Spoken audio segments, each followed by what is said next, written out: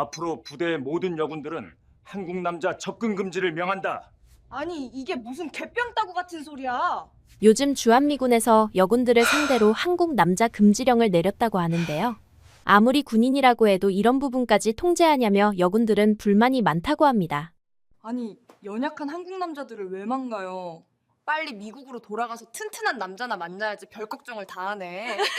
여기 한 미군 여성은 굳이 명령하지 않아도 절대 안 만난다며 걱정하지 말라고 하는데요. 그런데 그런 그녀가 가장 먼저 상관에게 불려갔다고 합니다. 대체 한국 남자 접근 금지령이 왜 내려진 걸까요? 이야기 들어보시죠. 구독과 좋아요는 감동 블라썸 영상 제작에 큰 힘이 됩니다. 저는 클로이 윌리엄스, 미국 조지아 출신의 28살 미군 상병입니다. 부사관 진급을 앞두고 주한미군으로 발령을 받았을 때까지만 해도 한국이 제 운명을 뒤바꿀 장소가 될 줄은 상상도 못했어요. 한국 부대에 도착한 건 지난 3월이었습니다. 인천공항에서 부대까지 가는 버스 안에서 창밖을 바라보며 느꼈던 그 낯선 풍경들이 아직도 선명해요. 높은 아파트들이 빼곡히 들어선 모습, 한글로 된 간판들, 그리고 무엇보다 생각보다 현대적인 도시의 모습에 약간 놀랐습니다. 솔직히 말하면 한국에 대해 아는 게 거의 없었어요. 그저 북한과 인접한 분단국가 정도의 지식뿐이었죠. 부대 생활 초기 적응은 생각보다 순조로웠습니다. 동기들도 친절했고 상관들도 신병에게 큰 기대를 하지 않아서 부담스럽지 않았어요. 무엇보다 한국의 봄 날씨가 조지아와 비슷해서 향수병도 크게 없었습니다. 제가 맡은 업무는 통신 관련 업무였는데 평소 전자기기에 관심이 많았던 터라 어렵지 않게 익힐 수 있었어요. 그런데 한 달 정도 지나면서부터 이상한 분위기를 감지하기 시작했습니다. 처음엔 별 신경 쓰지 않았지만 여군들의 저녁 소식이 유독 자주 들려왔어요. 저와 함께 온 동기 중에서도 베키가 먼저 전역했고 일주일 뒤엔 나탈리도 갑작스럽게 전역 신청서를 냈습니다. 베키의 경우가 특히 의아했습니다. 그녀는 항상 군인은 사명감이 있어야 한다 고 말하던 사람이었어요. 훈련 때도 누구보다 열심히 했고 최소 10년은 복무하고 싶다 고 말하던 사람이었습니다. 그런 그녀가 어느 날 갑자기 개인적인 사정이라는 모호한 이유로 전역을 선택했죠. 더 이상한 건 전역 신청서를 낸 후 그녀의 표정이었어요. 뭔가 들뜬 듯한, 설레는 듯한 표정을 하고 있었습니다. 나탈리도 마찬가지였습니다. 평소 20년은 복무하고 싶다 던 그녀가 불과 2달 만에 마음을 바꾼 게 이해되지 않았어요. 그녀는 특히 성실한 편이어서 동기들 사이에서도 모범생으로 통했던 사람이었습니다. 그런 그녀가 갑작스럽게 전역을 선택한다는 건 정말 충격적이었어요. 더 이상한 건 전역한 여군들의 공통점이었습니다. 모두 한국에 남는다는 거였어요. 보통 전역하면 고향으로 돌아가는 게 일반적인데 이들은 하나같이 한국에서 새로운 삶을 시작하겠다고 했습니다. 도대체 뭐가 이들을 이렇게 만든 걸까요? 그 무렵 부대 내에서는 은근한 소문들이 돌기 시작했어요. 여군들이 뭔가 이상하다. 왜 이렇게 전역을 많이 하지? 같은 이야기들이었습니다. 그러던 중 더욱 충격적인 일이 벌어졌습니다. 줄리아까지 전역 신청서를 낸 거예요. 줄리아는 저와 가장 친했던 동기 중 하나였습니다. 줄리아에게 직접 물어봤어요. 왜 갑자기 전역을 결심한 거야? 하지만 그녀의 대답은 모호했습니다. 그냥 새로운 인생을 살고 싶어서 라고만 했어요. 더 자세히 묻자 나중에 알게 될 거야 라며 웃더라고요. 그러던 중 충격적인 명령이 떨어졌습니다. 5월 둘째 주 월요일 아침 조회에서 중대장이 발표한 내용이었어요. 앞으로 여군은 카투사와의 불필요한 접촉을 자제할 것이라는 지시였습니다. 처음엔 농담인 줄 알았어요. 카투사들과 업무상 협조해야 할 일도 많은데 접촉을 금지한다는 게 말이 되나 싶었습니다. 조회가 끝난 후 동기들과 이야기해봤지만 모두들 어리둥절한 반응이었어요. 왜 갑자기 이런 명령이 나온 거지? 카투사들이 뭔 잘못을 했다는 거야? 같은 의문들이 쏟아졌습니다. 하지만 아무도 명확한 답을 알지 못했어요. 그런데 며칠 뒤 더 황당한 명령이 내려왔어요. 외출전 브리핑에서 한국 남성과의 불필요한 접촉을 금지한다 는 지시가 떨어진 겁니다. 그 순간 브리핑룸 안 분위기가 싸늘해졌어요. 모두들 서로를 쳐다보며 이게 무슨 소리야? 라는 표정을 짓고 있었습니다. 저는 도저히 이해할 수 없었어요. 외출 중에 만나는 모든 한국 남성과의 접촉을 금지한다는 게 현실적으로 가능한 일인가요? 편의점에서 물건을 사는 것도, 택시를 타는 것도, 길을 묻는 것도 모두 접촉 아닌가요? 너무 비현실적인 명령이었습니다. 더욱 의아한 건 이런 명령이 우리 부대에만 내려진 것 같다는 점이었어요. 평소 연락하던 독일 주둔 미군 친구들에게 물어봤지만 그런 명령은 들어본 적도 없다는 반응뿐이었습니다. 심지어 일본 주둔 미군 동기에게도 물어봤는데 그런 이상한 명령이 어디 있냐 며 웃더라고요. 이 명령이 얼마나 비공식적인지는 명령 전달 방식에서도 드러났습니다. 공식 문서도 없었고 단지 구두로만 전달됐어요. 심지어 이건 비공식 지시니까 외부에 알리지 말라 는 당부까지 있었습니다. 이게 정상적인 군 명령인가 싶었어요. 궁금해서 상관에게 직접 물어봤습니다. 왜 이런 명령이 내려진 건가요? 하지만 돌아온 답변은 그냥 따라라. 이유 묻지 말고 였어요. 군인이니까 명령에 복종해야 한다는 건 이해하지만 이렇게 말도 안 되는 명령에 대해서는 최소한의 설명 정도는 들을 권리가 있다고 생각했습니다. 그러던 중 부대 내에서 소문이 돌기 시작했어요. 여군들이 한국 남성과 연애를 하다가 임신을 하거나 결혼을 전제로 전역을 선택한다는 이야기였습니다. 처음엔 말도 안 되는 소문이라고 생각했어요. 하지만 점점 구체적인 사례들이 나오기 시작했습니다. 선임들로부터 들은 이야기에 따르면 지난 1년간 주한미군 여군들의 전역률이 평소보다 3배 이상 높아졌다고 했어요. 그리고 그중 상당수가 한국에 남아서 한국 남성과 결혼했다는 것이었습니다. 정말 믿기 어려운 통계였어요. 줄리아의 경우가 대표적인 사례로 거론됐어요.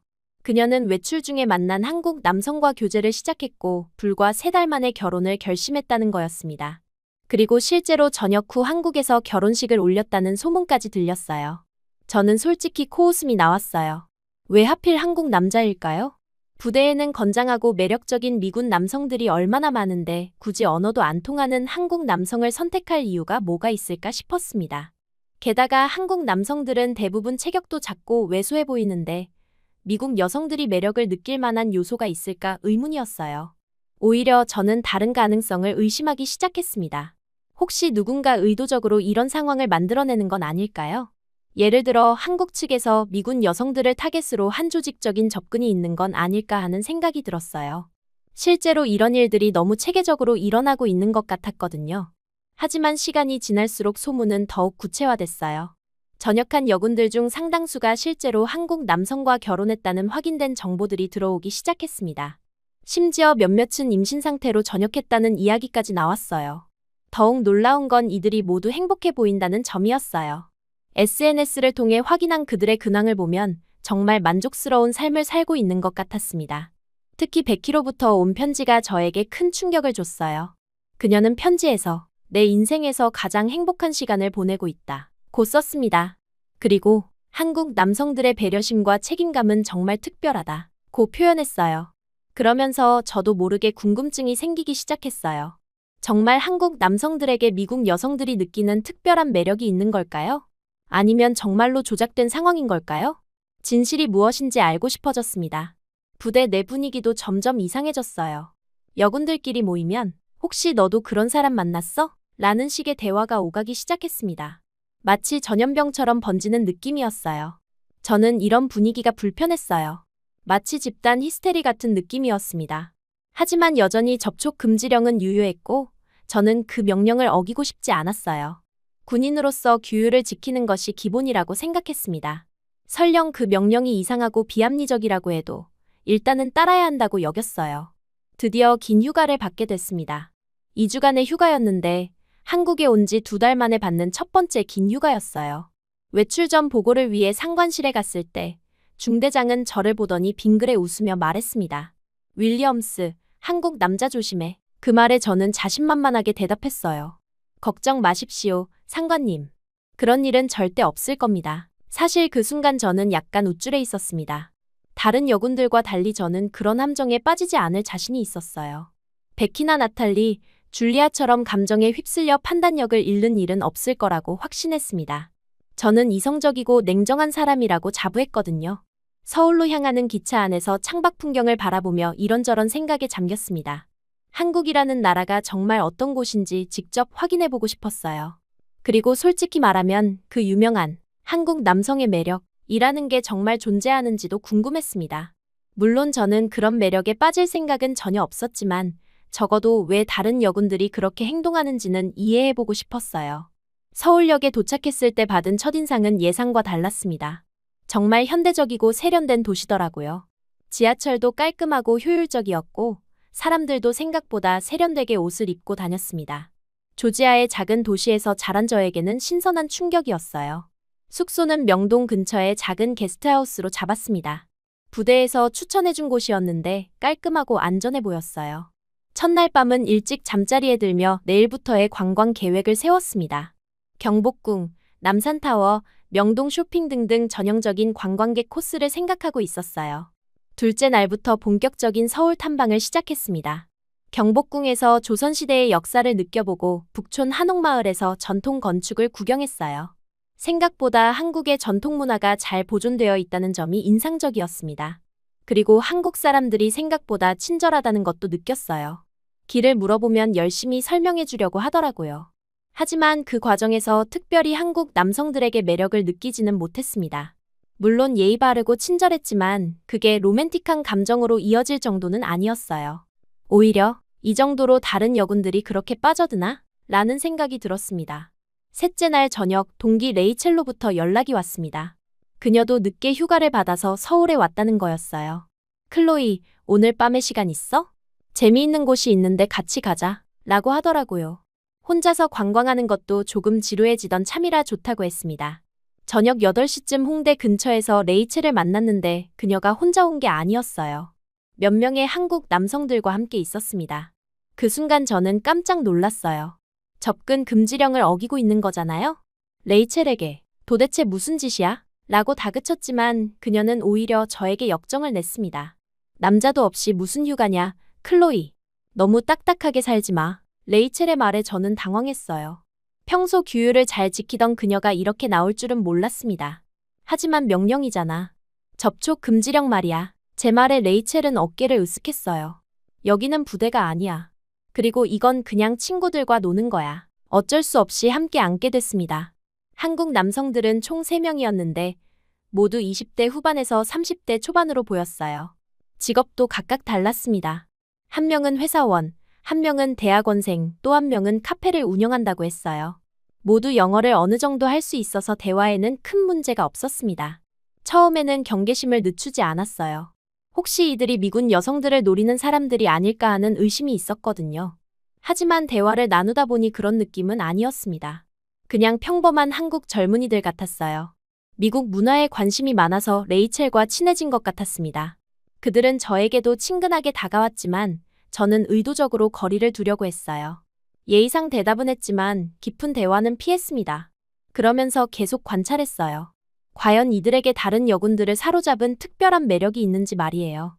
솔직히 말하면 특별한 매력을 찾기는 어려웠습니다. 물론 나쁜 사람들은 아니었어요. 예의 바르고 재미있는 이야기도 해주고 배려심도 있었습니다. 하지만 그게 저녁을 결심할 정도의 매력인지는 의문이었어요. 오히려 저는 접근 금지령이 사랑 때문이 아니라 다른 이유가 있을 거야 라는 확신이 더 강해졌습니다. 시간이 지나면서 분위기는 점점 편안해졌어요. 레이첼은 완전히 즐기고 있는 것 같았고 한국 남성들도 유쾌한 시간을 보내는 것 같았습니다. 저만 혼자서 관찰자 모드로 있었던 것 같아요. 그들의 대화 주제도 평범했습니다. 각자의 취미, 좋아하는 음식, 여행 경험 등등 일반적인 것들이었어요. 밤 10시쯤 되자 저는 먼저 일어섰습니다. 먼저 들어갈게, 레이첼. 내일도 관광 계획이 있어서. 레이첼은 아쉬워했지만 억지로 붙잡지는 않았어요. 한국 남성들도 정중하게 인사했고 그중 한 명은 혹시 또 만날 기회가 있으면 좋겠다 고 말했습니다. 저는 애매하게 웃으며 자리를 떴어요. 지하철로 숙소 쪽으로 돌아가는 길에 계속 생각했습니다. 정말 저 사람들 때문에 여군들이 전역을 결심하는 걸까? 아무리 봐도 그럴 정도는 아닌 것 같았어요. 분명 다른 이유가 있을 거라고 생각했습니다. 숙소 근처에서 지하철에서 내려 걸어가고 있는데 뒤에서 발자국 소리가 들렸습니다. 처음에는 별로 신경 쓰지 않았어요. 밤 11시가 넘은 시간이지만 명동은 여전히 사람들이 많이 다니는 곳이니까요. 하지만 계속 따라오는 것 같은 느낌이 들어서 조금 불안해지기 시작했어요. 혹시나 해서 일부러 골목길로 방향을 틀었습니다. 만약 그냥 지나가는 사람이라면 다른 길로 갔을 테니까요. 하지만 발자국 소리는 여전히 제 뒤를 따라왔어요. 이때부터 정말 무서워지기 시작했습니다. 골목에서 뒤를 돌아보니 한 남자가 저를 따라온 게 확실했어요. 키가 크고 건장한 서양인 남성이었습니다. 미군일 가능성이 높아 보였어요. 처음에는 안심했습니다. 같은 미군이라면 위험하지 않을 거라고 생각했거든요. 하지만 그 생각은 금세 바뀌었습니다. 그 남자가 저에게 다가오더니 갑자기 손목을 잡았어요. 헤이, 어디 가는 거야? 같이 놀자. 술 냄새가 심하게 났고 눈빛이 흐릿했습니다. 완전히 술에 취한 상태였어요. 놔주세요. 제가 손을 빼려고 했지만 그의 힘이 너무 셌습니다. 오히려 더 세게 잡더라고요. 뭘 그렇게 서두르냐고. 아무도 없는 곳에서 좀 얘기하자. 그의 말투가 점점 위협적으로 변했어요. 이때 저는 정말 무서웠습니다.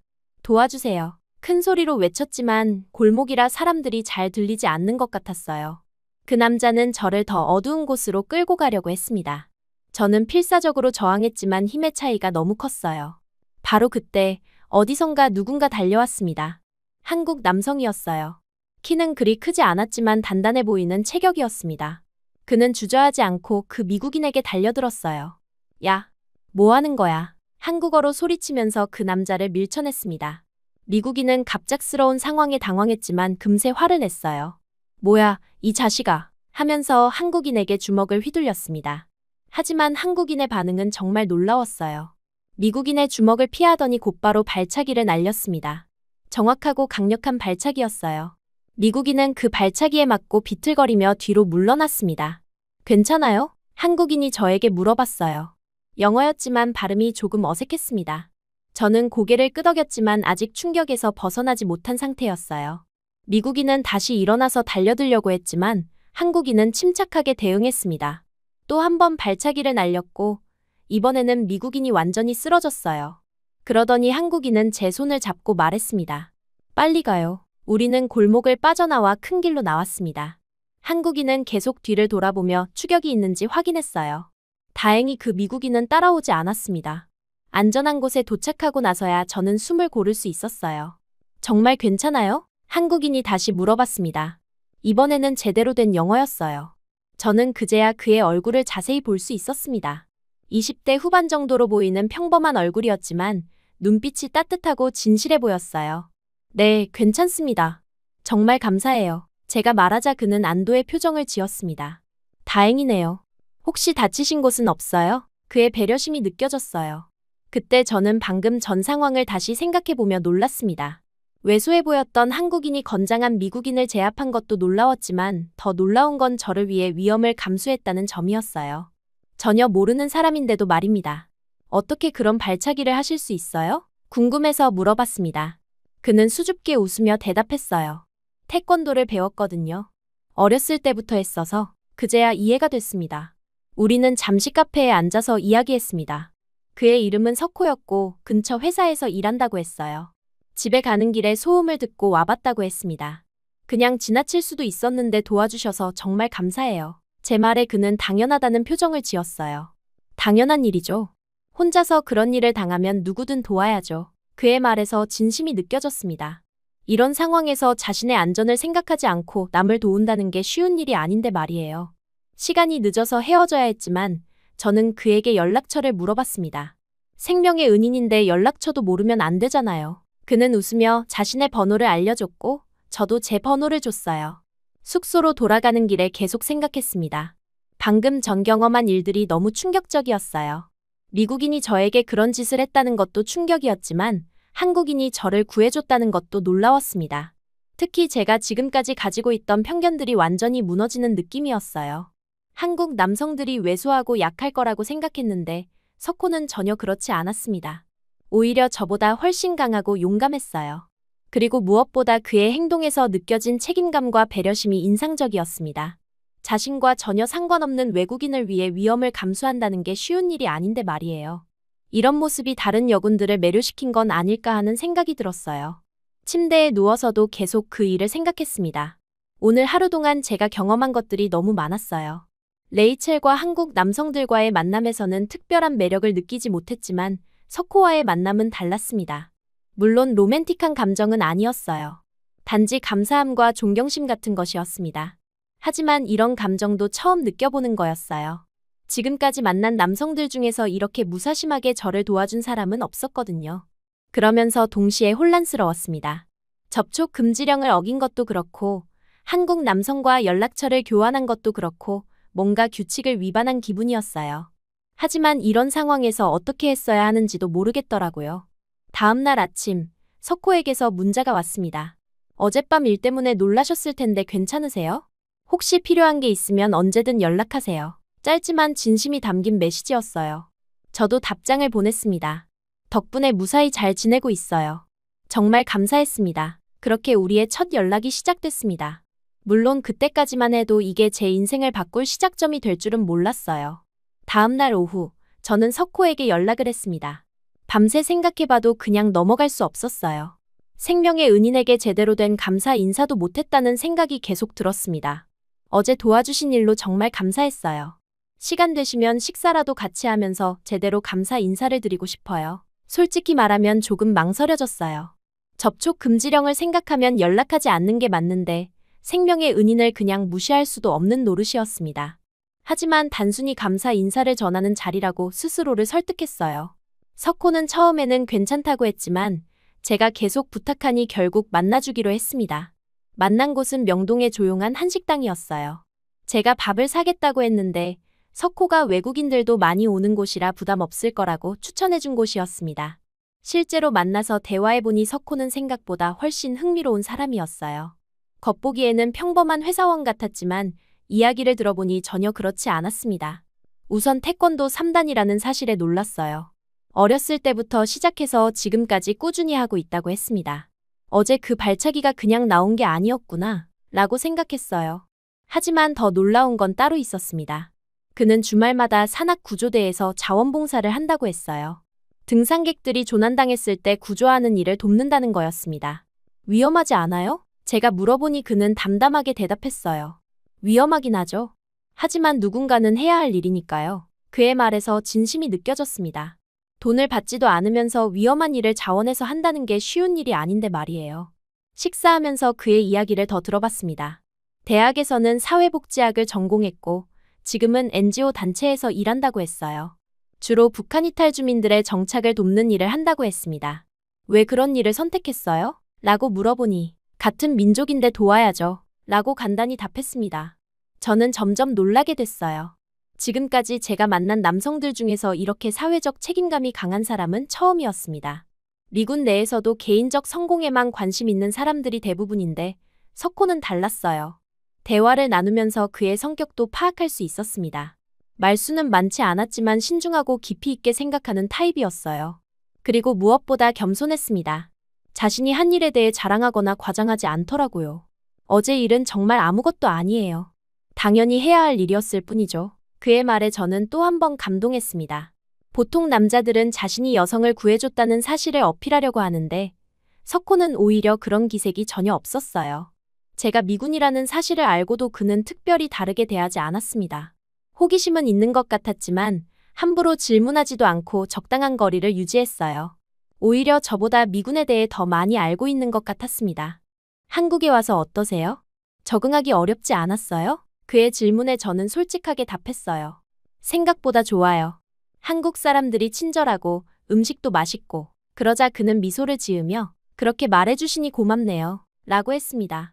시간이 흐르면서 저는 석호에게 점점 더 호기심을 느끼게 됐어요. 그의 조용하지만 따뜻한 성격, 자신보다 남을 먼저 생각하는 마음, 그리고 무엇보다 진실된 모습이 매력적이었습니다. 휴가가 끝나갈 무렵, 저는 다시 석호에게 연락했습니다. 부대로 돌아가기 전에 한 번 더 만날 수 있을까요? 그는 기꺼이 응해줬어요.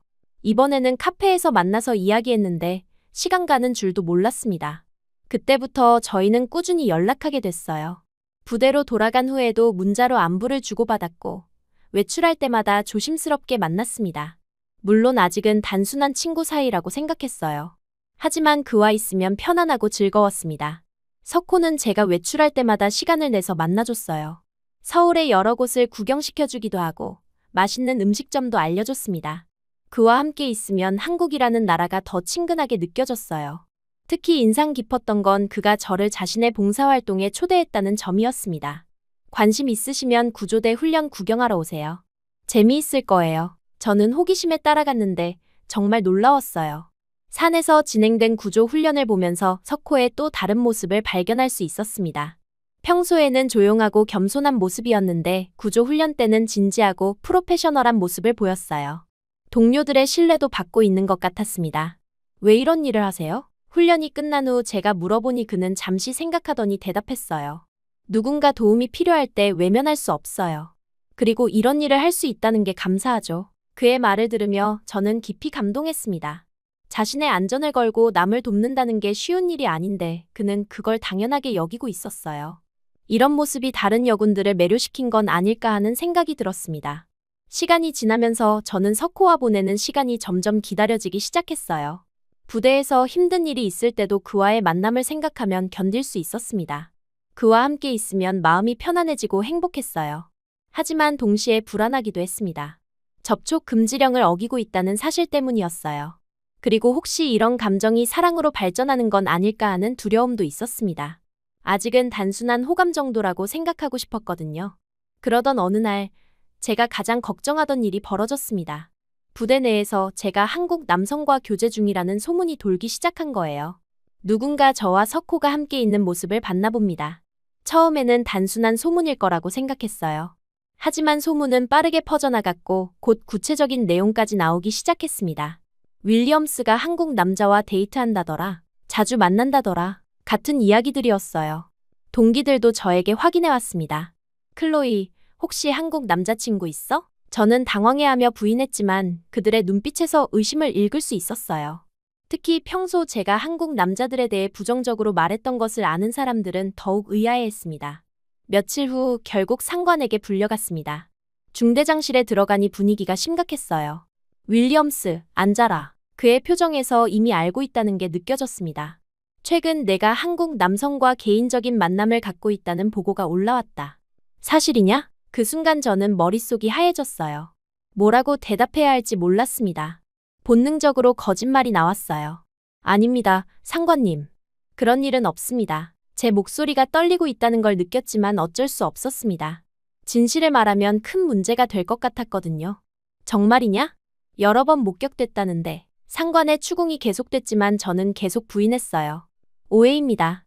단순히 길에서 우연히 만난 정도일 뿐입니다. 결국 상관은 경고로 끝냈습니다. 앞으로 더욱 조심해라. 다시 이런 소문이 들리면 그때는 가만두지 않겠다. 저는 고개를 숙이고 알겠습니다. 라고 대답했어요. 그날 밤부터 저는 석호에게 연락하지 않기로 결심했습니다. 더 이상 위험을 감수할 수 없었어요. 군인으로서 규율을 지켜야 한다는 생각이 컸습니다. 하지만 연락을 끊는다는 게 생각만큼 쉽지 않았어요. 석호에게서 문자가 와도 답하지 않았고 전화도 받지 않았습니다. 그는 처음에는 제가 바쁜 줄 알고 기다려줬지만 시간이 지나면서 걱정하기 시작했어요. 혹시 무슨 일 있으세요? 연락이 안 되니까 걱정돼요. 그의 문자를 보면서 마음이 아팠지만 답장하지 않았습니다. 차라리 그가 저를 포기하기를 바랐어요. 일주일 정도 지나니 석호의 연락도 끊어졌습니다. 아마 제가 더 이상 만나고 싶지 않다고 생각한 것 같았어요.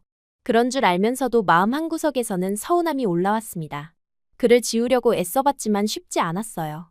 외출할 때마다 혹시 그를 만날까봐 기대하는 제 자신을 발견했습니다. 그리고 그와 함께 갔던 장소들을 피해 다니게 됐어요. 무엇보다 힘든 건 그리움이었습니다. 그와 나눴던 대화들, 함께 웃었던 순간들이 자꾸 떠올랐어요. 그때서야 깨달았습니다. 이게 단순한 호감이 아니었구나. 진짜 사랑이었구나 하고요. 하지만 이미 늦었다고 생각했어요. 제가 먼저 연락을 끊었으니까 그도 상처받았을 거라고 생각했습니다.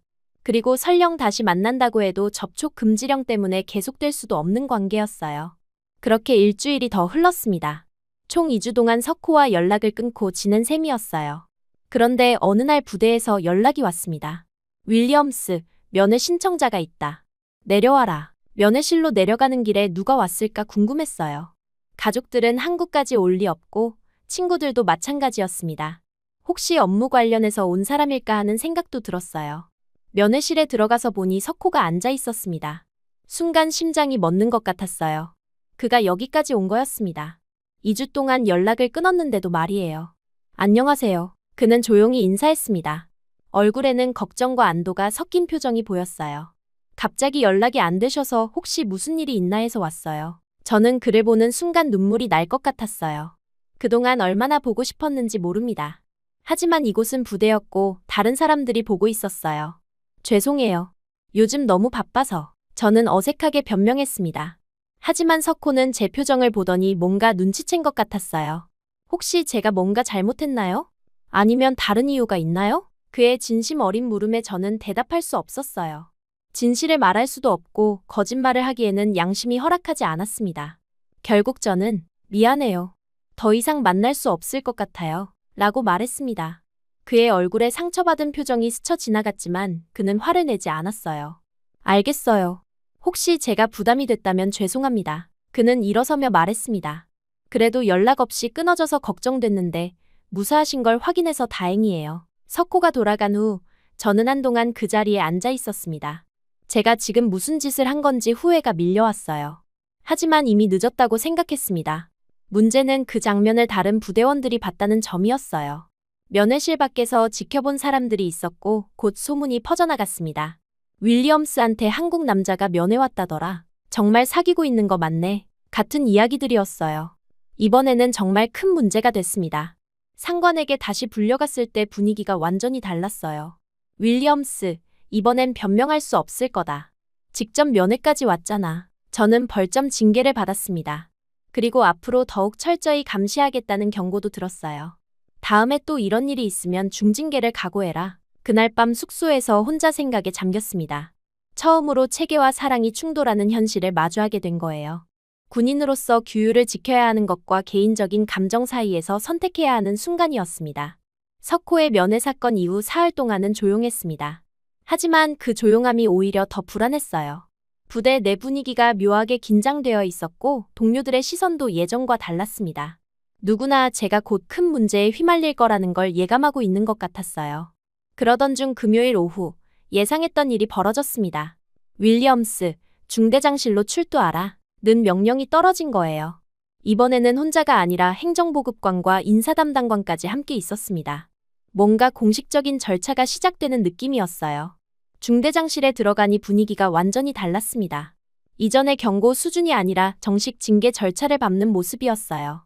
책상 위에는 여러 서류들이 놓여 있었고 제 인사기록부도 펼쳐져 있었습니다. 윌리엄스, 앉아라. 중대장의 목소리가 차갑게 들렸어요. 지난번 경고했음에도 불구하고 또다시 접촉 금지령을 위반했다. 이번에는 한국 남성이 직접 부대까지 면회를 왔다고 하던데 변명할 게 있나? 저는 침묵했습니다. 더 이상 거짓말을 하고 싶지 않았어요. 하지만 그렇다고 모든 걸 인정할 수도 없는 상황이었습니다. 대답하지 않는 걸 보니 사실인 모양이군. 윌리엄스, 내가 얼마나 심각한 문제를 일으켰는지 알고 있나? 중대장의 목소리가 점점 높아졌습니다. 접촉 금지령은 단순한 권고가 아니다. 부대 질서 유지를 위한 필수 조치야. 그때 인사담당관이 서류를 넘기며 말했어요. 이번 사건으로 인해 추가 징계를 실시합니다.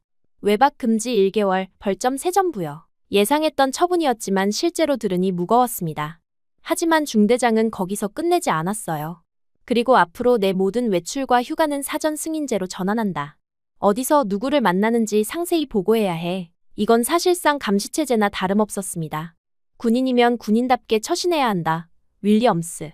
개인적인 감정 때문에 부대 전체가 곤란해지고 있어. 중대장의 말에 저는 참고 있던 화가 올라오기 시작했어요. 상관님, 그런데 이건 좀 심한 것 아닙니까? 제가 조심스럽게 말했습니다. 사적인 만남까지 이렇게 통제하는 게 정당한가요? 정당하다고. 지금 내가 명령에 불복하는 거냐? 중대장의 얼굴이 붉어졌어요. 내 때문에 다른 여군들까지 말썽을 피우기 시작했어. 이 문제가 얼마나 심각한지 모르겠나? 그 순간 저는 더 이상 참을 수 없었습니다. 지금까지 쌓여있던 모든 불만과 억울함이 한꺼번에 터져나왔어요. 이건 인권 침해입니다. 제가 일어서며 말했습니다. 사랑조차 감시당해야 합니까? 저희가 기계입니까? 중대장실이 순간 조용해졌어요. 모든 사람이 제 말에 충격받은 표정이었습니다. 부하가 상관에게 이렇게 대드는 건 상상할 수도 없는 일이었거든요. 뭐라고 했나? 지금 나한테 대드는 거야? 중대장이 책상을 탁 치며 일어섰습니다. 윌리엄스, 내가 지금 무슨 말을 하는지 알고 있나? 네, 알고 있습니다. 저는 떨리는 목소리로 대답했어요. 하지만 이건 정말 부당합니다. 저희도 인간이에요. 감정이 있고 사랑할 권리가 있어요. 사랑할 권리? 중대장이 비웃었습니다. 너는 지금 군인이다.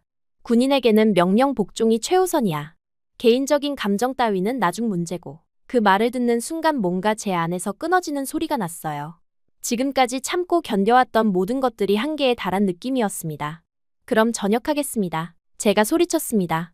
이런 식으로 살고 싶지 않아요. 그 순간 중대장실이 완전히 얼어붙었습니다. 저 자신도 방금 제가 한 말에 충격을 받았어요. 정말 전역하겠다고 말한 거였습니다. 뭐라고 했나? 중대장의 목소리가 낮게 깔렸어요. 지금 전역하겠다고 했나? 네, 그렇습니다. 저는 다시 한번 확실하게 말했어요. 전역 신청서를 내겠습니다. 중대장은 한동안 저를 노려보더니 의자에 털썩 앉았습니다. 좋다. 마음대로 해라. 하지만 후회하지 말아라, 윌리엄스. 저는 경례를 하고 중대장실에 나왔습니다. 복도를 걸으면서도 방금 일어난 일이 현실인지 믿기지 않았어요. 정말 전역하겠다고 선언한 거였습니다. 숙소로 돌아가니 동기들의 시선이 느껴졌어요. 이미 소문이 퍼진 모양이었습니다. 하지만 아무도 감히 저에게 말을 걸지 못했어요. 침대에 앉아서 방금 전 일을 곱씹어봤습니다. 정말 전역하겠다고 말한 거야? 아직도 믿기지 않았어요. 순간의 감정에 휩쓸려서 그런 말을 해버린 건 아닐까 싶었습니다. 하지만 후회는 되지 않았어요. 오히려 속이 시원한 느낌이었습니다. 그동안 참고 견뎌왔던 모든 억압감에서 해방된 기분이었어요. 그때 핸드폰이 울렸습니다. 석호에게서 온 전화였어요. 부대에서는 개인 핸드폰 사용이 제한되어 있었지만 지금은 그런 걸 신경 쓸 기분이 아니었습니다. 여보세요. 제가 받자 석호의 걱정스러운 목소리가 들렸어요. 괜찮으세요? 오늘 부대에서 무슨 일이 있었다는 소문을 들었는데 저는 모든 상황을 그에게 설명했습니다. 중대장과의 대화 그리고 제가 전역을 선언했다는 것까지 말이에요. 괜찮아요. 석호가 조용히 말했습니다. 내가 옆에 있을게요. 전역이 현실이 되더라도 함께 할게요. 그 말을 듣는 순간 눈물이 터져 나왔습니다. 지금까지 혼자서 모든 걸 감당해야 한다고 생각했는데 제 편에 서줄 사람이 있다는 게 너무 고마웠어요. 정말 괜찮을까요? 저 때문에 인생이 바뀌는 건데. 제가 걱정스럽게 말하자 석호는 웃으며 대답했어요. 제가 선택한 일이에요. 그리고 당신이 한 선택이 틀렸다고 생각하지 않아요. 용기 있는 선택이었어요. 전화를 끊고 나서 저는 처음으로 눈물을 흘렸습니다. 기쁜 눈물이었어요. 지금까지 혼자라고 생각했는데 제 결정을 지지해주는 사람이 있다는 게 너무 감사했습니다. 그날 밤 숙소는 술렁거렸어요. 제가 상관과 싸우고 전역을 선언했다는 소문이 빠르게 퍼져나갔습니다. 윌리엄스가 중대장한테 대들었대. 전역 신청서를 낸다더라. 같은 이야기들이 돌았어요. 어떤 동기는 미쳤나? 왜 그런 짓을 했어? 라고 했고 또 어떤 동기는 용감하다 라고 말했습니다. 반응이 엇갈렸지만 대부분은 저를 이해하지 못하는 분위기였어요. 하지만 몇몇 여군들은 다른 반응을 보였습니다. 접근 금지령이 정말 말이 안 된다고 생각했어. 우리도 인간인데 왜 사랑을 못하게 하는 거야? 같은 의견들이 나왔어요. 특히 최근에 한국 남성과 만나기 시작한 여군들은 제 상황에 공감하는 모습이었습니다. 그들도 언젠가는 같은 선택의 기로에 설 수 있다는 걸 알고 있었거든요. 다음 날 아침, 저는 인사과에 가서 전역 신청서를 정식으로 제출했습니다.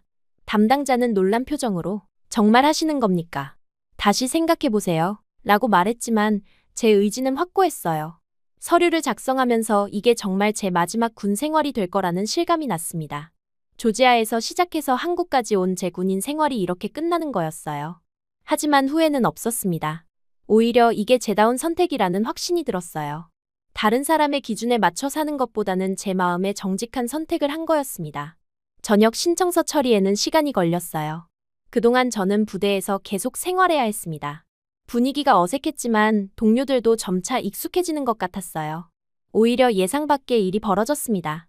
제 결정에 영향을 받은 몇몇 여군들이 자신들의 상황에 대해 더 솔직해지기 시작한 거예요.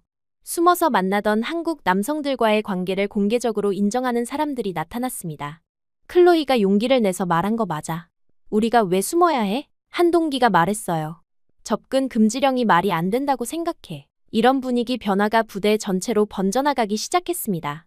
여군들 사이에서 왜 사랑을 금지하냐? 이건 인권 침해다. 같은 목소리가 높아졌어요. 상부에서도 이런 분위기를 무시할 수 없게 됐습니다. 한 명의 전역 신청이 부대 전체의 문제로 번진 거였어요. 관리자들은 어떻게 대응해야 할지 고민하기 시작했습니다. 저는 그런 변화를 지켜보면서 뿌듯함을 느꼈어요. 제 작은 용기가 다른 사람들에게도 영향을 주고 있다는 걸 알 수 있었습니다. 석호와는 계속 연락을 주고받았어요. 이제 더 이상 숨길 필요가 없었으니까요. 그는 제 저녁 준비를 도와주겠다고 했고 한국에서의 새로운 시작도 함께하겠다고 약속했습니다. 걱정하지 마세요. 한국에서 충분히 잘 살 수 있어요. 제가 도와드릴게요. 그의 말에 저는 미래에 대한 희망을 가질 수 있었어요. 저녁 신청서를 낸 지 일주일 후 놀라운 소식을 들었습니다. 부대에서 접촉 금지령에 대한 재검토를 시작한다는 거였어요. 여군들의 반발이 커지자 상부에서도 정책 변경을 고려하기 시작한 모양이었습니다. 정말 변화가 일어나고 있구나 라고 생각했어요. 제가 시작한 작은 반항이 이렇게 큰 변화로 이어질 줄은 몰랐습니다. 동기들도 제 결정에 대해 다시 생각해보기 시작했어요. 처음에는 무모하다고 생각했는데 지금 보니 필요한 일이었던 것 같아. 누군가는 이런 용기를 내야 했어. 같은 말들을 했습니다. 저녁 승인이 날 때까지는 시간이 더 걸렸지만 저는 매일매일이 의미 있게 느껴졌어요. 제가 한 선택이 옳았다는 확신이 점점 강해졌습니다. 석호와 함께 한국에서의 미래를 계획하면서 저는 새로운 삶에 대한 기대감으로 가득했어요. 군인으로서의 안정적인 삶을 포기하는 것이었지만 진정한 자유와 사랑을 얻는 선택이기도 했습니다. 이게 정말 자기다운 선택이야 라고 매일 밤 되뇌었어요. 다른 사람의 기준이 아닌 제 마음의 소리를 따른 선택이었으니까요. 그리고 그 선택이 단지 저만이 아닌 다른 사람들에게도 용기를 주고 있다는 사실이 더욱 뿌듯했습니다. 그리고 부대 내부에서 예상치 못한 일들이 벌어지기 시작했습니다. 처음에는 단순히 제 개인적인 반항 정도로 여겨졌던 일이 점점 더 큰 파장을 일으키고 있었어요. 여군들 사이에서 제 이야기가 화제가 되면서 그동안 숨겨져 있던 불만들이 하나둘씩 터져나오기 시작한 거였습니다. 가장 먼저 목소리를 낸 건 제와 가까웠던 동기 사라였어요. 그녀는 평소 조용한 성격이었는데 갑자기 다른 여군들 앞에서 이런 말을 했습니다. 클로이 말이 맞아. 사생활을 왜 통제하는 거야? 우리도 인간인데. 이 말이 계기가 되어 다른 여군들도 하나둘씩 자신들의 생각을 표현하기 시작했어요. 사랑한다고 저녁까지 시키는 게 말이 되냐? 는 목소리가 여기저기서 들려왔습니다. 특히 젊은 여군들 사이에서 이런 분위기가 강했어요. 그들도 언젠가는 연애를 하고 결혼을 할 사람들인데 군 생활 때문에 그런 기회를 박탈당하는 게 옳지 않다고 생각하는 것 같았습니다. 더 놀라운 건 그동안 비밀리에 한국 남성들과 만나고 있던 여군들이 있었다는 사실이었어요. 제 사건을 계기로 그들이 하나둘씩 커밍아웃을 하기 시작한 거였습니다. 사실 나도 한국 남자친구가 있어 라고 고백하는 사람들이 나타났어요. 그 중에서 가장 충격적이었던 건 선임하사 제니퍼의 고백이었습니다. 그녀는 이미 6개월째 한국 남성과 진지한 교제를 하고 있었고 심지어 결혼까지 고려하고 있다고 했어요. 이제는 숨기고 싶지 않아. 클로이가 용기를 내서 말한 거 맞아. 이런 분위기는 전염성이 있었습니다. 한 명이 목소리를 내니까 다른 사람들도 따라서 용기를 내기 시작했어요. 며칠 사이에 부대 내 여군들 사이에서는 접근 금지령이 부당하다는 여론이 급속도로 확산됐습니다. 특히 젊은 여군들은 더욱 적극적이었어요. 그들은 모여서 이 문제에 대해 진지하게 토론하기 시작했습니다. 왜 남자들은 괜찮고 우리만 안 되는 거야? 이건 성차별 아닌가? 같은 의견들이 나왔어요. 상황이 이렇게 되자 부대 분위기가 완전히 바뀌었습니다. 이전에는 조용조용 수군거리던 것들이 이제는 공공연하게 논의되기 시작했어요. 심지어 남군들도 이 문제에 관심을 보이기 시작했습니다. 일주일 후 정말 놀라운 일이 벌어졌어요. 여군 8명이 연명으로 공식 서한을 작성해서 부대에 제출한 거였습니다. 서한의 내용은 명확했어요.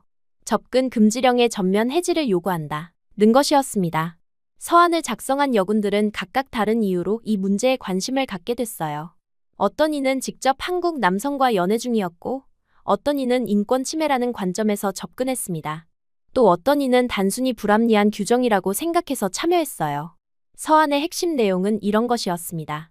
개인의 사생활에 대한 과도한 간섭은 인권 침해다. 합리적 근거 없는 차별적 명령이다. 군인도 인간으로서 기본적 권리가 있다. 등등이었어요. 이 서한이 제출되자 부대 내부가 완전히 뒤집혔습니다. 상급자들은 당황했고 하급자들은 술렁거렸어요. 이런 공식적인 항의는 전례가 없는 일이었거든요. 더욱 놀라운 건 이런 움직임이 다른 부대로도 번져나가기 시작했다는 점이었어요. SNS를 통해 소식이 퍼지면서 다른 부대의 여군들도 관심을 보이기 시작했습니다. 우리 부대도 그런 문제가 있어. 정말 부당한 일이야. 같은 반응들이 나왔어요. 상부에서는 이 상황을 어떻게 처리할지 고민하기 시작했습니다. 단순히 징계로 끝낼 수 있는 문제가 아니었어요. 여러 명이 연합해서 공식적으로 문제를 제기한 상황이었거든요. 제가 이런 변화를 지켜보면서 느낀 건 놀라움이었어요. 제 작은 반항이 이렇게 큰 변화를 만들어낼 줄은 정말 몰랐습니다. 정말 내가 시작한 일이 이렇게 커질 줄이야 라고 생각했어요. 석호에게도 이런 상황을 설명해줬습니다. 그는 제 이야기를 들으며 정말 대단해요. 혼자서 이런 변화를 만들어내다니 라고 말했어요. 하지만 저는 혼자 한 일이 아니라고 생각했습니다. 다른 여군들이 함께 용기를 내줬기 때문에 가능했던 일이었어요. 며칠 후 부대에서 공식 브리핑이 있다는 공지가 나왔습니다. 접근 금지령 관련 사안에 대한 상부의 입장을 발표한다는 내용이었어요. 모든 부대원이 참석해야 하는 전체 브리핑이었습니다. 브리핑 날 강당은 긴장감으로 가득했어요. 여군들은 기대와 불안이 섞인 표정이었고 남군들도 궁금해하는 눈치였습니다. 상급자들의 표정은 굳어 있었어요. 연대장이 단상에 올라와서 브리핑을 시작했습니다. 최근 부대 내에서 접근 금지령에 대한 여러 의견들이 제기됐습니다. 그의 첫 마디부터 강당 안이 조용해졌어요. 이 문제에 대해 상부에서 신중히 검토한 결과 라고 말을 이어가는데 그 순간이 정말 길게 느껴졌습니다. 모든 사람이 숨을 죽이고 기다리고 있었어요. 비공식적으로 시행되던 접촉 금지령을 전면 철회하기로 결정했습니다. 연대장의 발표가 끝나자 강당 안이 순간 조용해졌다가 곧 웅성거림으로 가득 찼어요. 앞으로 한국 남성과의 교류는 개인의 판단에 맡기겠습니다. 단, 부대 질서에 영향을 주지 않는 선에서 자율적으로 행동하기 바랍니다. 추가 설명이 이어졌지만 이미 핵심은 전달됐어요. 브리핑이 끝나자 여군들 사이에서 환호성이 터져 나왔습니다. 정말이야? 드디어. 믿을 수 없어. 같은 소리들이 여기저기서 들렸어요. 몇몇은 눈물을 흘리기도 했습니다. 저도 믿기지 않았어요. 정말로 접근 금지령이 해제된 거였습니다. 제가 전역을 선언하면서까지 반대했던 그 명령이 사라진 거예요. 브리핑 후 여군들은 서로 축하하며 기뻐했습니다. 클로이 덕분이야. 내가 용기를 내줘서 가능했던 일이야. 라고 말해주는 사람들이 많았어요. 하지만 저는 이게 제 혼자만의 성과가 아니라는 걸 알고 있었습니다. 그날 저녁, 석호와 만나서 이 소식을 함께 나눴어요. 부대 근처 조용한 카페에서 만났는데 이제는 숨어서 만날 필요가 없어진 거였습니다. 정말 축하해요. 석호가 제 손을 잡으며 말했습니다. 당신이 시작한 변화예요. 그의 말에 저는 가슴이 뭉클해졌어요. 혼자 한 게 아니에요. 다른 사람들이 함께 해줬으니까 가능했던 일이죠. 제가 대답하자 석호는 고개를 저었어요. 아니에요. 당신이 첫 번째로 용기를 낸 거예요. 그 용기가 다른 사람들에게 전해진 거고요. 그의 말이 맞는 것 같았어요. 그 순간 저는 깨달았습니다. 제가 군인으로서는 실패했을지 몰라도 한 인간으로서는 더 큰 일을 해낸 거라는 걸 말이에요. 불합리한 제도에 맞서서 변화를 만들어낸 거였습니다. 이제 전역 신청을 철회할 거예요? 석호가 물어봤습니다. 하지만 저는 이미 마음을 정하고 있었어요. 아니요. 이미 결정한 일이에요. 그리고 한국에서 새로운 시작을 하고 싶어요. 제 대답에 석호는 미소를 지었습니다. 접근 금지령이 해제된 후 부대 분위기는 완전히 바뀌었어요. 여군들이 더 이상 숨어서 만날 필요가 없어졌으니까요. 공개적으로 한국 남성 친구들과 만나는 모습들이 보이기 시작했습니다. 특히 그동안 비밀리에 만나던 커플들이 당당해졌어요. 제니퍼는 자신의 남자친구를 부대 행사에 초대하기도 했고, 사라는 한국어를 배우기 시작했습니다. 새로운 만남들도 늘어났어요. 이전에는 접근하기 어려웠던 상황들이 자연스러워지면서 더 많은 여군들이 한국 남성들과 교류하기 시작했습니다. 하지만 이런 변화가 마냥 좋기만 한 건 아니었어요. 일부 상급자들은 여전히 못마땅해했고 부대 질서에 대한 우려의 목소리도 있었습니다. 그래도 전반적인 분위기는 긍정적이었어요. 여군들이 더 밝아졌고 부대 내 스트레스도 줄어든 것 같았습니다. 억압적인 분위기에서 벗어나니까 모든 게 더 자연스러워진 거예요. 제 전역 날짜도 점점 가까워졌습니다. 몇 주 후면 정식으로 전역하게 되는 거였어요. 하지만 이제는 아쉬움보다는 기대감이 더 컸습니다. 동기들은 제 전역을 아쉬워했지만 동시에 축하해주기도 했어요. 용감한 선택이었어. 덕분에 우리도 자유로워졌어. 같은 말들을 해줬습니다. 석호와는 전역 후 계획에 대해 구체적으로 이야기하기 시작했어요. 한국에서의 새로운 생활, 일자리, 그리고 우리의 미래에 대해서 말이에요. 걱정하지 마세요. 한국에서 충분히 행복할 수 있어요. 석호의 말에 저는 확신을 가질 수 있었습니다. 그 과정에서 제가 깨달은 건 변화라는 게 생각보다 쉽게 일어날 수 있다는 점이었어요. 한 사람의 용기가 여러 사람의 용기로 이어지고 그것이 결국 시스템 전체를 바꿀 수 있다는 걸 직접 경험했습니다. 물론 쉽지만은 않았어요. 많은 고민과 갈등이 있었고 때로는 포기하고 싶기도 했습니다. 하지만 결국 옳다고 생각하는 일을 끝까지 밀어붙인 게 좋은 결과를 가져온 것 같아요. 접근 금지령 해제 소식이 다른 부대들에도 전해지면서 비슷한 변화들이 일어나기 시작했습니다. 주한미군 전체에 긍정적인 영향을 미치고 있는 것 같았어요. 제가 처음 전역을 선언했을 때는 단순히 개인적인 반항이라고 생각했는데 결과적으로는 많은 사람들에게 도움이 되는 일이 됐습니다. 정말 뜻밖의 결과였어 라고 생각했어요. 앞으로 며칠 더 지나면 저는 정식으로 전역하게 됩니다. 군인으로서의 삶은 끝나지만 새로운 삶이 시작되는 거예요. 그리고 그 새로운 삶에는 석호가 함께할 예정입니다. 당신이 시작한 변화가 계속 이어질 거예요. 석호의 말처럼 제가 만든 작은 변화가 앞으로도 계속 영향을 미치길 바랍니다. 더 많은 사람들이 자유롭고 행복한 선택을 할 수 있도록 말이에요. 드디어 저녁일이 다가왔습니다. 부대에서의 마지막 날 동기들이 작별 인사를 해줬어요. 정말 용감한 선택이었어. 덕분에 우리도 자유로워졌어. 라는 말들을 들으며 제 결정이 옳았다는 확신이 더욱 강해졌습니다. 그들의 얼굴에서 진심 어린 축하와 응원을 읽을 수 있었어요. 전역 후 첫 번째로 한 일은 석호와 함께 혼인신고를 하는 것이었습니다. 구청에서 간단한 절차를 마치면서 정말 새로운 인생이 시작된다는 실감이 났어요. 서류에 사인을 하는 순간, 이제 정말 한국 사람이 되는 거구나, 라는 생각이 들었습니다. 석호의 가족들도 저를 따뜻하게 맞아줬어요. 처음에는 언어 소통이 어려웠지만 진심은 통하는 것 같았습니다. 특히 석호의 어머니는 제가 한국어를 배우려고 노력하는 모습을 보고 많이 도와주셨어요. 천천히 배워도 돼. 우리가 도와줄게. 라는 말씀이 정말 고마웠습니다. 한국어 공부는 생각보다 어려웠어요. 하지만 석호가 매일 저녁 시간을 내서 가르쳐줬습니다. 그와 함께 공부하는 시간들이 즐거웠어요. 단순히 언어를 배우는 것 이상으로 한국 문화를 이해하는 시간이기도 했습니다. 몇 주 후, 우리는 작은 결혼식을 준비하기 시작했어요. 큰 규모는 아니지만 의미 있는 자리로 만들고 싶었습니다. 석호의 친구들과 가족 그리고 몇몇 동기들을 초대할 계획이었어요. 결혼식 준비를 하던 중 정말 놀라운 일이 벌어졌습니다. 중대장에게서 연락이 온 거예요. 윌리엄스 결혼식에 참석해도 되겠나? 라는 내용이었습니다. 순간 눈을 의심했어요. 그렇게 저를 혼내던 상관이 결혼식에 오겠다고 하다니 말이에요. 처음에는 당황스러웠습니다. 혹시 결혼식 자리에서 무슨 말을 할까봐 걱정도 됐어요. 하지만 석호는 초대하자고 했습니다. 어떤 의도든 상관없어요. 우리가 당당하면 되니까요. 결혼식 날 아침 긴장과 기대감이 교차했습니다. 작은 웨딩홀에서 진행되는 소박한 결혼식이었지만 제 인생에서 가장 중요한 날이었어요.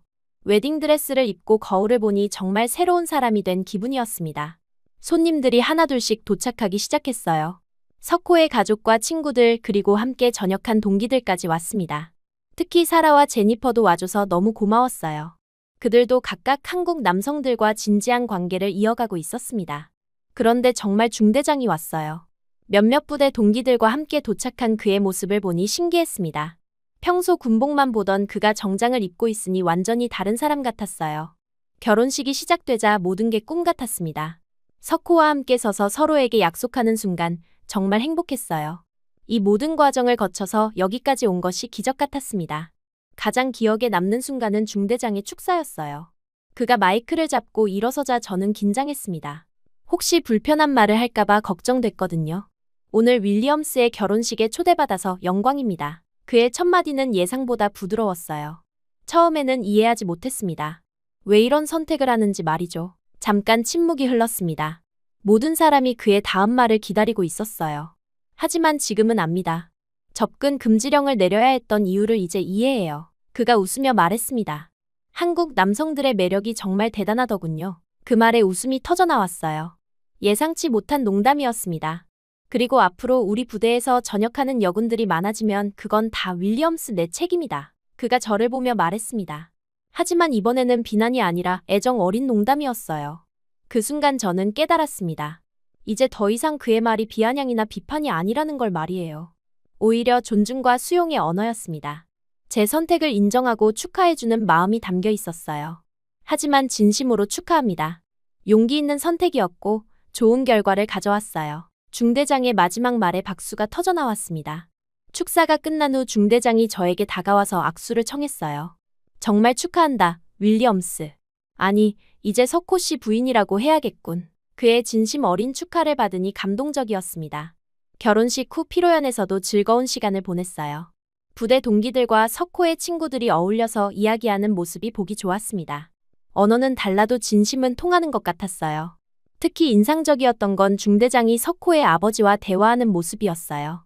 통역을 통해서였지만 서로를 이해하려고 노력하는 모습이 감동적이었습니다.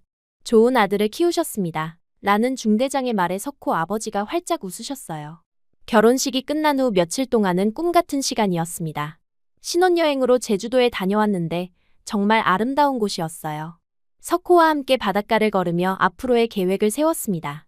한국어 더 열심히 배워서 일자리도 구하고 싶어요. 제가 말하자 석호는 천천히 해도 돼요. 제가 도와드릴게요. 라고 했습니다.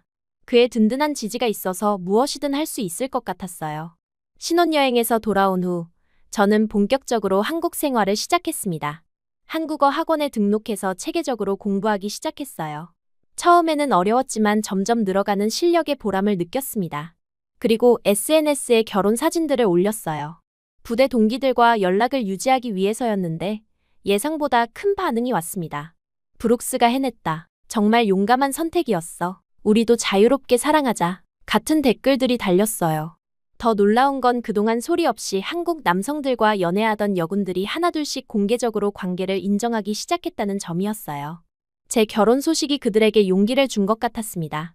몇 달 후 정말 흥미로운 소식을 들었어요. 주한미군 여군들의 한국 남성과의 결혼 건수가 급격히 늘어났다는 거였습니다. 접근 금지령이 해제된 후 자연스럽게 만남의 기회가 늘어나면서 생긴 현상이었어요.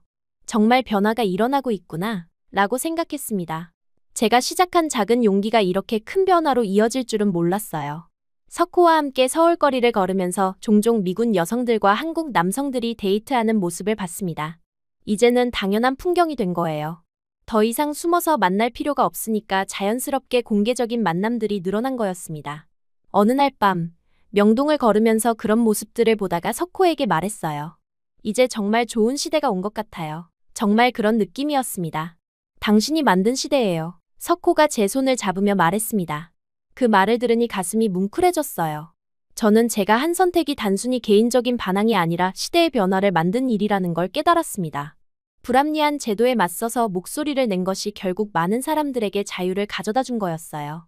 몇 개월 후 한국어 실력이 늘면서 간단한 일자리도 구할 수 있었습니다. 영어를 가르치는 일이었는데 한국 학생들과 만나면서 새로운 보람을 느꼈어요. 제가 한국에 적응하는 것뿐만 아니라 한국 사회에 기여할 수 있다는 기분이었습니다. 석호의 NGO 활동에도 참여하기 시작했어요. 북한 이탈 주민들의 정착을 돕는 일이었는데 제가 외국인으로서 한국에 적응한 경험이 도움이 됐습니다. 언어와 문화의 차이를 극복하는 방법을 알려줄 수 있었어요. 어느 날 부대 동기 사라에게서 연락이 왔어요. 그녀도 한국 남성과 결혼을 앞두고 있다는 소식이었습니다. 클로이 덕분에 용기를 낼 수 있었어. 정말 고마워. 라는 말을 해줬어요. 제니퍼도 비슷한 소식을 전해왔습니다. 그녀는 이미 약혼을 했고 내년에 결혼식을 올릴 예정이라고 했어요. 내가 길을 열어줘서 우리도 따라갈 수 있었어. 라는 메시지를 보내왔습니다. 이런 소식들을 들을 때마다 제 선택이 옳았다는 확신이 더욱 강해졌어요. 한 사람의 용기가 여러 사람의 행복으로 이어질 수 있다는 걸 직접 경험하고 있었습니다. 1년 후 정말 놀라운 통계를 봤어요.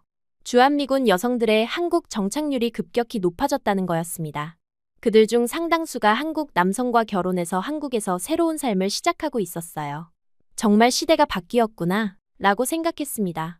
이제는 미군 여성과 한국 남성의 연애와 결혼이 특별한 일이 아니라 자연스러운 일이 된 거예요. 석호와 함께 산 지 1년이 넘어가면서 한국 생활에도 완전히 적응했습니다. 한국어도 일상 대화는 무리 없이 할 수 있게 됐고 한국 문화도 많이 이해하게 됐어요. 특히 석호의 가족들과의 관계가 더욱 가까워졌습니다. 시어머니는 이제 저를 진짜 딸처럼 대해주시고 시아버지도 농담을 주고받을 정도로 편해지셨어요. 어느 날 시어머니가 우리 석호가 정말 좋은 사람을 만났구나 라고 말씀해 주셨어요. 그 말을 들으니 정말 이 가족의 일원이 된 기분이었습니다. 최근에는 한국어 실력이 늘면서 더 좋은 일자리 기회도 생기고 있어요. 국제 NGO에서 일할 기회도 있고 대학에서 영어를 가르치는 일도 고려하고 있습니다. 석호와는 아이에 대한 이야기도 나누기 시작했어요. 한국계 미국인 아이가 태어나면 정말 특별할 것 같아요. 라고 말하니 석호도 웃으며 두 나라의 문화를 모두 가진 아이가 되겠네요. 라고 했습니다. 그리고 결혼 2년 차, 정말로 임신 소식을 듣게 됐어요.